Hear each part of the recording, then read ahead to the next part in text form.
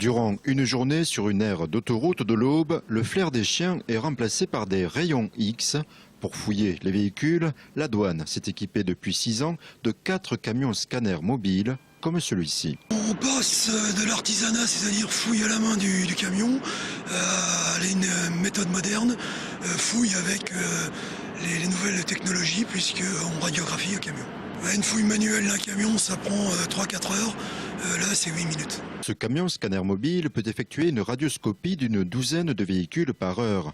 D'un coût de 3 millions d'euros, pas question de l'employer de façon aléatoire. Que cela soit du trafic de stupéfiants, du trafic d'armes le cas échéant, l'immigration clandestine, la contrebande de marchandises. On choisit de l'engager dès lors qu'il y a beaucoup de trafic et qu'on a du renseignement en amont qui nous permet de penser qu'on peut avoir des contrôles fructueux. L'an passé, en région, les camions scanners ont permis de détecter et saisir 800 kg de cigarettes et 22 000 articles d'une valeur de 2 millions d'euros. Lors de ces contrôles, les grandes marques de la mode peuvent être sollicitées. Il est parfois difficile de faire la différence entre les vrais articles et les faux. Et ça nous permet de faire appel à leur expertise pour identifier le vrai du faux. Interdiction de filmer les visages et l'intérieur de cet outil high-tech. Autorisation. Accordé. Première étape, les motards rabattent les camions vers la brigade scanner mobile spéciale qui procède d'abord à un contrôle classique du chargement. C'est transmis à la cabine image.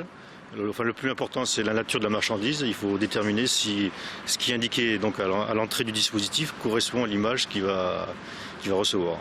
Deuxième étape, dans le camion, 4 opérateurs effectuent la manœuvre. L'accélérateur de particules se trouve sur le côté gauche du camion. Il envoie des rayons X et donc ensuite est projeté dans le bras qui lui renvoie l'image à l'opérateur. Interdiction au chauffeur d'être présent dans son véhicule. En raison du rayonnement, l'opération s'effectue dans un périmètre de sécurité restreint. À chaque coin du périmètre, il y a des balises infrarouges qui, dès si quelqu'un pénètre, ça arrête, ça stoppe automatiquement le scan. Plus discret, aux alentours, les forces de l'ordre interviennent également en amont de ce contrôle afin de vérifier les transporteurs malveillants qui pourraient être prévenus.